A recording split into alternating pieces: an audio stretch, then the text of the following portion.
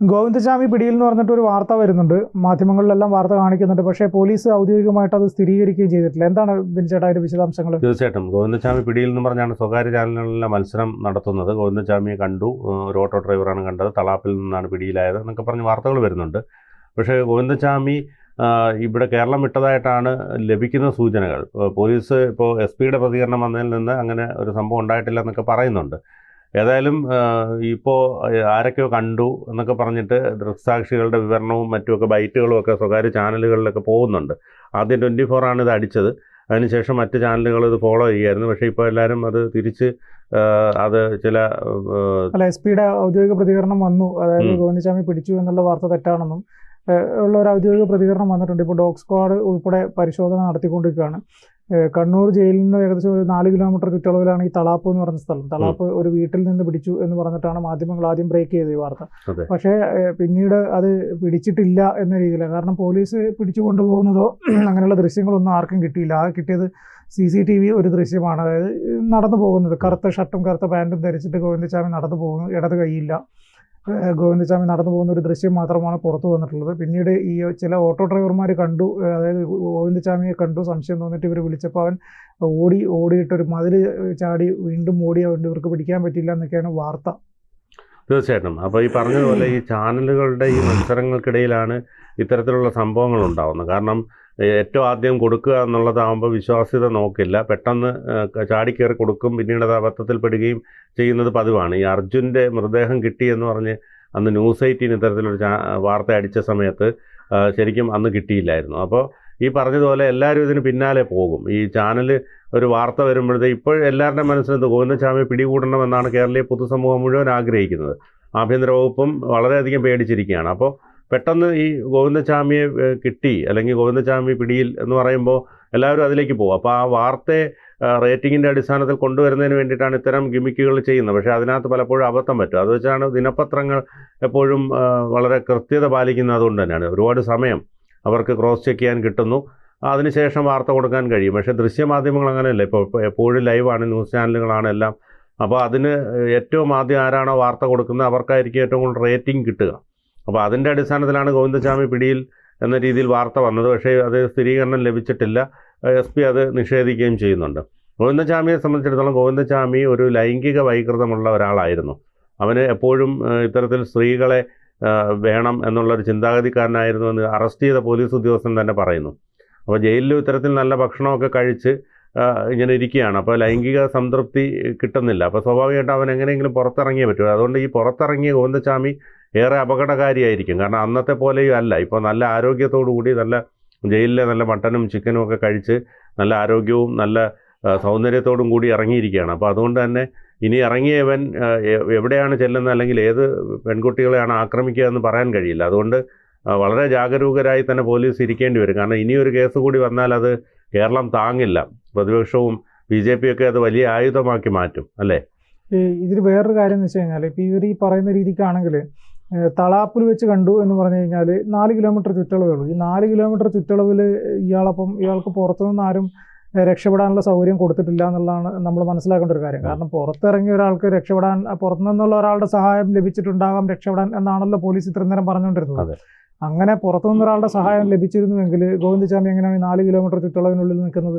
അങ്ങനെ ഒരിക്കലും വരാൻ സാധ്യതയില്ല. കാരണം ഇത്രയും മണിക്കൂറായി 1:15 രക്ഷപ്പെട്ട ഒരാൾ ഇപ്പോൾ ഈ 10-11 മണിയായിട്ടും തളാപ്പ് എന്ന് പറയുന്ന സ്ഥലത്ത് 4 കിലോമീറ്റർ ചുറ്റളവിലുണ്ട് എങ്കിൽ അയാൾക്ക് പുറത്തു നിന്ന് രക്ഷപ്പെടാനുള്ള ആരും സഹായം ലഭിച്ചിട്ടില്ല എന്നുള്ളതാണ്. ഇനിയിപ്പോൾ പരിശോധിക്കേണ്ട അകത്തു നിന്ന് പുറത്തേക്ക് രക്ഷപ്പെടാൻ അയാൾക്ക് ആരെങ്കിലും സഹായം കൊടുത്തിട്ടുണ്ടോ എന്നുള്ളതാണ്.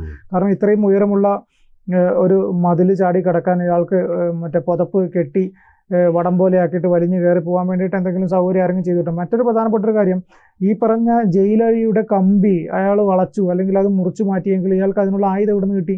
ഇത് മുറിച്ചു മാറ്റാനുള്ള ആയുധം. അപ്പം ഈ അടുക്കളയിൽ നിന്ന് ഒരു ആയുധം എടുത്താണെങ്കിൽ അങ്ങനെ ഒരു ആയുധം മിസ്സായാൽ അവിടെ അടുക്കളയിലുള്ളവർ അറിയില്ലേ? അപ്പോൾ ഗുരുതരമായ ഒരു വീഴ്ച ജയിലധികൃതരുടെ ഭാഗത്തു നിന്ന് വന്നിട്ടുണ്ട് എന്നുള്ളതൊരു വസ്തുതയാണ്. ആ വസ്തുത എത്ര മറച്ചു വെക്കാൻ ശ്രമിച്ചു കഴിഞ്ഞാലും അതൊരു സത്യമായിട്ട് അവിടെ നിലനിൽക്കുകയും ചെയ്യും. പിന്നെ മറ്റൊരു പ്രധാനപ്പെട്ട ഒരു കാര്യം, ഈ 4 കിലോമീറ്റർ ചുറ്റളവിൽ ഗോവിന്ദച്ചാമി ഉണ്ട് എങ്കിൽ പോലീസിന് നിഷ്പ്രയാസം പിടിക്കാവുന്നേ ഉള്ളൂ. കാരണം കണ്ണൂർ പോലുള്ള ഒരു ടൗണിൽ അധികമൊന്നും ഒളിച്ചിരിക്കാനൊന്നും സാധിക്കില്ല. ആൾക്കാർ എപ്പോഴും ഇറങ്ങി നടന്ന് ഈ കൃത്യമായിട്ട് വാർത്തകൾ ശ്രദ്ധിക്കുന്ന, കൃത്യമായിട്ട് കാര്യങ്ങൾ മനസ്സിലാക്കുന്ന ഒരു പൊതുസമൂഹമുള്ളൊരു നഗരമാണത്. കാരണം അവിടെ അത്രയും എറണാകുളം പോലെയോ തിരുവനന്തപുരം പോലെയോ അത്ര തിരക്ക് പിടിച്ച യാത്രകൾക്കുള്ള ആളുകളല്ല, സാധാരണക്കാരായ ഒരുപാട് ആളുകളുള്ളതാണ്. അപ്പോൾ അവർക്ക് ഈ ഗോവിന്ദച്ചാമി ആ ഭാഗങ്ങളിൽ എവിടെയെങ്കിലും ഉണ്ടെങ്കിൽ അവർക്ക് നിഷ്പ്രയാസം കണ്ടുപിടിക്കാൻ സാധിക്കുന്നേ ഉള്ളൂ. ഇനി അങ്ങനെയുള്ള ഒരു സംശയത്തിൻ്റെ പുറത്താണോ ഇനി ഓട്ടോ ഡ്രൈവർ ഈ തളാപ്പ് എന്ന് പറഞ്ഞ സ്ഥലത്ത് ഗോവിന്ദച്ചാമിയെ കണ്ടിട്ട് മതിൽ ചാടി ഓടിയെങ്കിൽ മതിൽ ചാടി ഓടിയ ഒരാൾക്ക് എത്ര ദൂരം ഓടാൻ പറ്റും? ചുരുങ്ങിയ ദൂരം മാത്രമേ ഓടാൻ പറ്റുള്ളൂ. കാരണം വാർത്ത കാട്ടുതീ പോലെ പടർന്നിട്ടുണ്ട്, ഗോവിന്ദച്ചാമി രക്ഷപ്പെട്ടു, കണ്ണൂർ ജയിലിൽ നിന്ന് രക്ഷപ്പെട്ടു എന്ന് പറയുമ്പോൾ അങ്ങനെ ഒരാളെ ആ ഭാഗത്ത് നിന്ന് സ്വാഭാവികമായിട്ടും കണ്ടുപിടിക്കാവുന്നുള്ളൂ. പിന്നെ മറ്റൊരു പ്രധാനപ്പെട്ട ഒരു കാര്യം, ഇയാൾ കൈ ഒളിപ്പിച്ചു വെച്ചിരുന്നു എന്നാണ് പറയുന്നത്. കൈപ്പത്തി ഇല്ലെന്നാണ് എനിക്ക് തോന്നുന്നത് അയാൾക്ക്. പക്ഷേ കൈ മുഴുവനായിട്ടും അയാൾ ഒളിപ്പിച്ചു വെച്ച രീതിയിലാണ്, മുഴുവനായിട്ടും ഒരു കൈ ഇല്ലാത്ത ഒരാളെ പോലെയാണ് അയാൾ നടക്കുന്നത് എന്നാണ് ഈ ഓട്ടോ ഡ്രൈവർ നൽകിയ മാധ്യമങ്ങൾക്ക് നൽകിയ ബൈറ്റിൽ പറയുന്നത്. അങ്ങനെയാണ് ഞങ്ങൾക്കൊരു സംശയം തോന്നിയത്. പക്ഷേ അയാൾ പറയുന്ന ഡ്രസ്സിലൊരു വ്യത്യസ്തതയുണ്ട്. അതായത് വെള്ള ഡ്രസ്സിൽ ചെക്ക് ഷർട്ടാണ് എന്ന് പറയുന്നത്, ഒരു കറുത്ത ചെക്ക് ഷർട്ടാണ് എന്ന് പറയുന്നു. അപ്പോൾ പക്ഷേ നമുക്ക് കാണുന്നതും പോലീസ് നൽകിയതുമായിട്ടുള്ള CCTVയിൽ ബ്ലാക്ക് ആൻഡ് ബ്ലാക്ക് ആണ്, ബ്ലാക്ക് ഷർട്ടും ബ്ലാക്ക് പാൻറ്റും. അപ്പോൾ ഇതിനിടയിൽ അയാൾക്ക് എവിടെയെങ്കിലും ഡ്രസ്സ് മാറാൻ അവസരം കിട്ടിയോ? അങ്ങനെ കുറേ കാര്യങ്ങൾ പരിശോധിക്കേണ്ടതുണ്ട്. ഇനി അത് ഇവർ പറയുന്നത് പോലെ അത് ഗോവിന്ദച്ചാമി ആണ് എങ്കിൽ എന്തായാലും പോലീസ് ഇപ്പോൾ ഡോഗ് സ്ക്വാഡിനെയൊക്കെ ഉപയോഗിച്ചിട്ട് പരിശോധന നടത്തുന്നുണ്ട്. തിരുവനന്തപുരത്ത് നിന്ന് DGPയുടെ ഉൾപ്പെടെയുള്ള വലിയ പ്രഷർ ഇപ്പോൾ പോലീസിനുണ്ട്. കാരണം ഒരു പ്രമാദമായ ഒരു കേസിൽ പ്രതിയെ സൂക്ഷിക്കാൻ ഒരു ജയിൽ അധികൃതർക്ക് സാധിക്കുന്നില്ല എങ്കിൽ ഉറപ്പായിട്ടും അടുത്ത നിമിഷത്തിനുള്ളിൽ അവിടുത്തെ ജയിൽ സൂപ്രണ്ട് ആരാണോ അയാൾക്കെതിരെ നടപടി വന്നേ പറ്റുള്ളൂ. കാരണം എങ്ങനെയാണ് ഇത്രയും വലിയൊരു കേസിൽ, പ്രമാദമായ ഒരു കേസിൽ അയാൾ ഒറ്റയ്ക്കാണ് താമസിക്കുന്നത്, ഒറ്റയ്ക്ക് ഒരു ജയിൽ കൊടുത്തിട്ടാണുള്ളത്. ജയിലിനകത്ത് ഇതിനു മുന്നേ വലിയ പ്രശ്നങ്ങൾ ഉണ്ടാക്കിയിട്ടുള്ള ഒരാൾ, ഒറ്റയ്ക്ക് താമസിപ്പിക്കുന്ന ഒരാൾ ആരും അറിയാതെ 1:15 അവിടുന്ന് രക്ഷപ്പെട്ടു പോയി. എന്നിട്ട് ജയിൽ അധികൃതർ അറിയുന്നത് രാവിലെ 5 മണിക്കാണ്. എന്നിട്ട് പോലീസിനെ അറിയിക്കുന്നത് പിന്നെയും 2 മണിക്കൂർ കഴിഞ്ഞിട്ട് 7 മണിക്കാണെന്ന് പറഞ്ഞു കഴിഞ്ഞാൽ ജയിൽ അധികൃതരുടെ ഭാഗത്ത് നിന്ന്, പ്രത്യേകിച്ച് ജയിൽ സൂപ്രണ്ടിൻ്റെ ഭാഗത്ത് നിന്ന് വലിയ വീഴ്ചയല്ലേ വന്നിട്ടുള്ളത്? തീർച്ചയായിട്ടും. കാരണം ഇത്തരത്തിൽ ഈ പറഞ്ഞതുപോലെ ഇത്രയും കൊടുങ്കുറ്റവാളികളെ താമസിപ്പിച്ചിരിക്കുന്ന സ്ഥലത്ത് ഇയാൾക്ക് സെല്ല് വളയ്ക്കാനുള്ള ആയുധം എവിടെ നിന്ന് കിട്ടുന്നു? അതോടൊപ്പം ഇത്രയും വലിയ മതിൽ ചാടിക്കിടക്കാൻ എങ്ങനെ കഴിയുന്നു? ഇതിന് എന്ത് സഹായമാണ് ലഭിച്ചത്? അത് തുണിയൊക്കെ ഇട്ട് വടം പോലെ കെട്ടി അത് മതിൽ ചാടുക എന്ന് പറയുമ്പോൾ വലിയ സാഹസമുള്ള പണിയാണ്. 2 കൈകളുള്ളവർക്ക് പോലും വളരെ ബുദ്ധിമുട്ടുള്ള അതാണ് നിഷ്പ്രയാസം ഇയാൾ ചെയ്തു എന്ന് പറയുന്നത്. അപ്പോൾ ഇത് നിസ്സാരമായിട്ടാണ് അതിനെ കാണുന്നത്. 5 മണിക്ക് അറ്റൻഡൻസ് എടുക്കാൻ വന്നപ്പോൾ ഗോവിന്ദച്ചാമിയെ കാണാനില്ല എന്നൊക്കെ പറയുമ്പോൾ അത് ഒരു ഒട്ടും ഉത്തരവാദിത്വം ഇല്ലാത്തതിൻ്റെ തെളിവാണ്. കാരണം പലപ്പോഴും ഇത് ആഭ്യന്തര വകുപ്പിനെയൊക്കെ കുറ്റപ്പെടുത്തുമ്പോഴും ഇത്തരത്തിലുള്ള ഉദ്യോഗസ്ഥരുടെ അലംഭാവമാണ് ഒരു പരിധിവരെ ഈ സർക്കാരിനെയും പ്രതിരോധത്തിലാക്കുന്നത്. കാരണം ഉത്തരവാദിത്വമില്ലാത്ത ഉദ്യോഗസ്ഥർ ഇപ്പോൾ ഈ പൂരം കലക്കാൻ പോയ ADGP ഉറങ്ങിപ്പോയി എന്നൊക്കെ പറയുന്ന പോലെ ഇത് ഒരു ജോലി കൃത്യമായി ചെയ്യണം എന്നുള്ളതാണ് ഏറ്റവും പ്രധാനം. കാരണം പ്രത്യേകിച്ച് ജയിൽ പോലുള്ള ഭീകരമായ കുറ്റവാളികൾ താമസിക്കുന്ന സ്ഥലം, ഇവനൊക്കെ ഇനി പുറത്തിറങ്ങി കഴിഞ്ഞാൽ ആർക്കാണിനി സമാധാനത്തോടെ യാത്ര ചെയ്യാൻ കഴിയുക ട്രെയിനിലും മറ്റുമൊക്കെ? കാരണം ഏത് സമയത്ത് ഇവൻ കയറി വന്ന് ആക്രമിക്കുമല്ലോ. ഇവന് ഒന്നിനോട് പേടിയില്ലല്ലോ.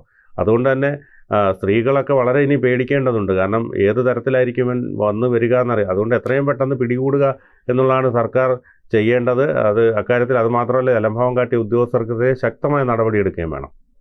കൂടുതൽ വാർത്തകളും വിശേഷങ്ങളും നിങ്ങളിലേക്ക് എത്താൻ ABC മലയാളം സബ്സ്ക്രൈബ് ചെയ്യുക, ബെൽ ബട്ടണും അമർത്തുക.